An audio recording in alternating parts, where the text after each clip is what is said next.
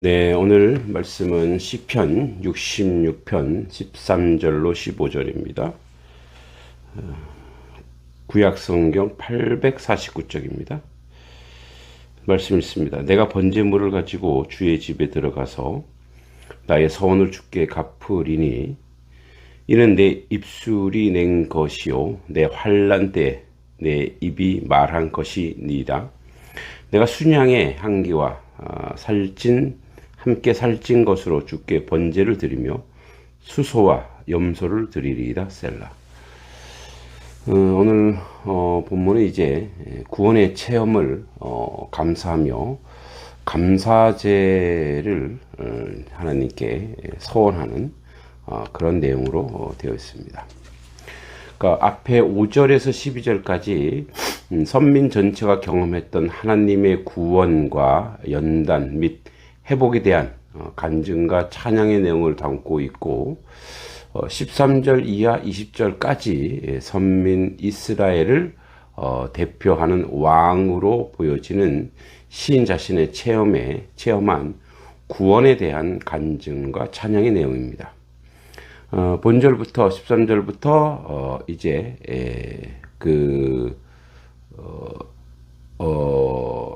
시인은 나라는 1인칭 단수형을 사용해서 선민의 대표로서 자신이 경험한 하나님의 구원을 간증함으로 하나님께 대한 감사를 표현하고 있습니다. 8절에서 이제 12절에 나타났던 화자가 우리가 이제 우리로 표현했던 본절부터 나로 바뀌면서 나타난 것입니다.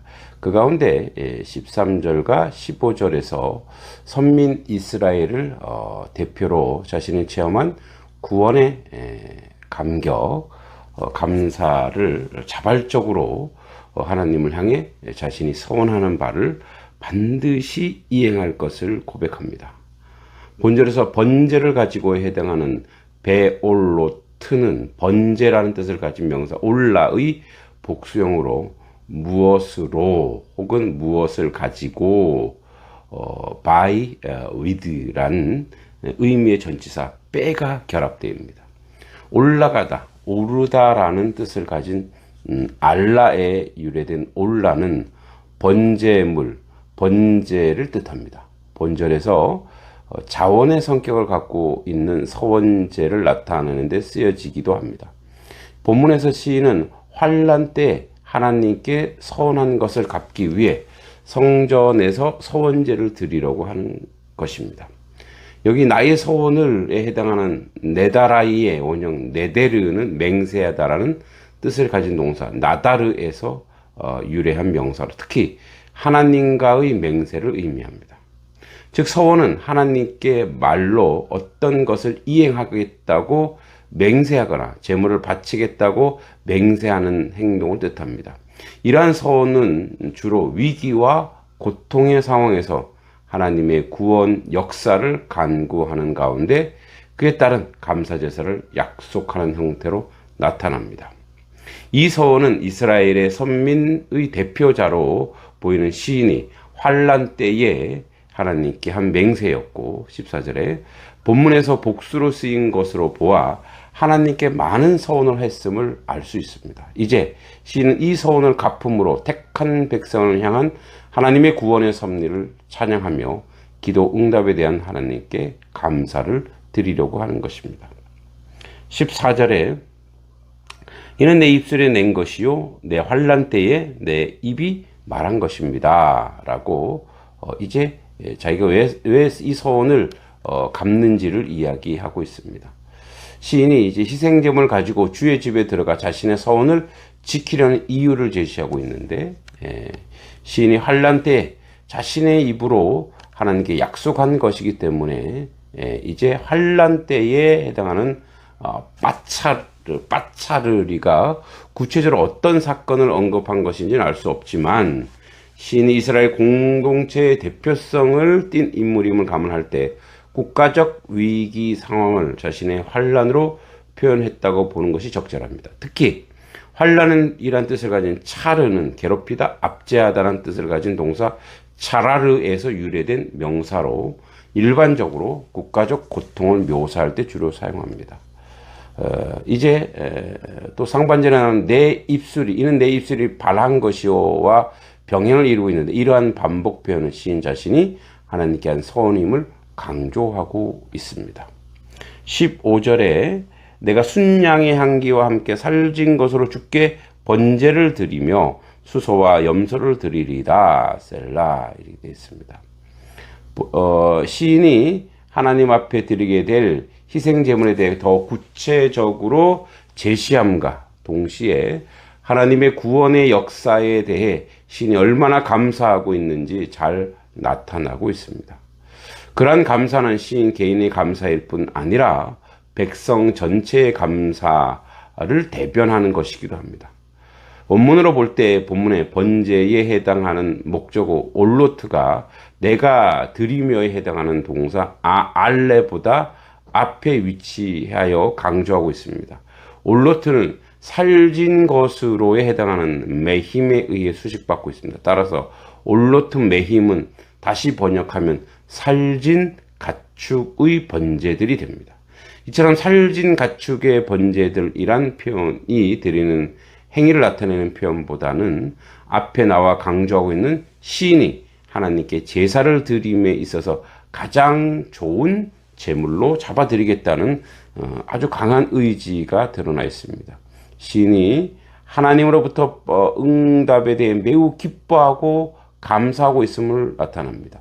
순양의 향기, 케토레트 엘림에서 향기로 번역된 케토레트는 구약의 거의 모든 본문에 제의적 의미로 사용되는 연기로 올라가게 하다라는 동사 카타르에서 유래된 명사입니다. 이는 희생 제물인 순양을 잡아 제단에 불사를 때 나는 연기의 냄새를 가리킵니다. 이는 제물은 바치는 자의 정성된 마음과 하나님께 헌신하는 그의 의지와 전 인격 그리고 삶을 상징합니다. 그리고 본절에서 제물로 제시된 순양과 염소는 복수형으로 쓰여 수소는 단수형으로 쓰였습니다. 그러니까 순양, 염소는 복수, 수소는 단수. 이는 두 마리 이상의 순양과 염소를 제물로 바쳐졌음을 나타내고 있습니다. 시인은 이처럼 귀한 제물 여럿을 바칠 수 있었던 것은 이런 제물을 드릴 능력이 있었기 때문입니다. 이러한 사실은 이 시인이 이스라엘을 대표하는 왕이었을 가능성이 높여줍니다. 오늘 본문에서 우리가 좀 기억하고 알아야 될 부분은 시인은 이스라엘 왕으로서 대표자로서 이제 하나님 앞에 자신이 서원했던 것을 기쁨으로 갚고 있습니다. 감사함으로 갚고 있습니다. 가장 좋은 것으로 올려드리려고 하고 있습니다.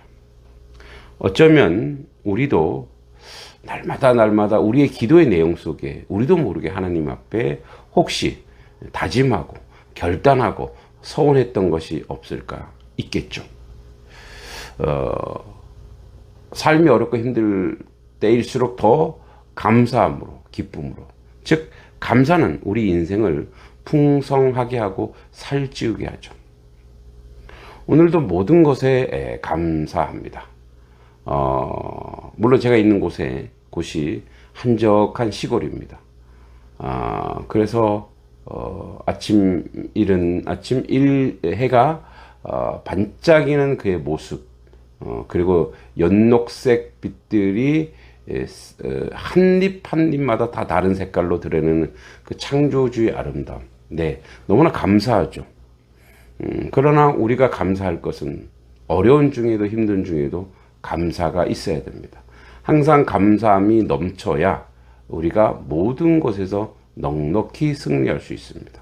감사는 우리 인생 전체를 아름답게 하고 복되게 합니다. 오늘도 우리가 호흡하고 일어나서 하나님을 만나고 하나님을 경험하고 하나님을 감각할 수 있다는 것에 대해, 하나님을 인정할 수 있다는 것에 대해, 하나님을 의식하고 하나님께 기도할 수 있다는 것에 대해서 감사해야 될 줄 믿습니다. 오늘도 감사로 하루를 승리하시기 바랍니다. 하나님 은혜 감사합니다. 주의 뜻과 주의 은혜 가운데 온전한 삶이 되게 해주시고 아버지, 우리가 다짐하고 우리가 결단했던 그 모든 것들 주님께 자원하는 심령으로 기쁜 마음으로 아버지 주님께 올려드리는 그런 하나님 백성 되게 하여 주시옵소서. 오늘도 감사함으로 주님의 그 놀라운 풍성한 은혜 자리에 서는 하나님 백성 되기를 소원하며 예수님의 이름으로 간절히 기도하옵나이다. 아멘.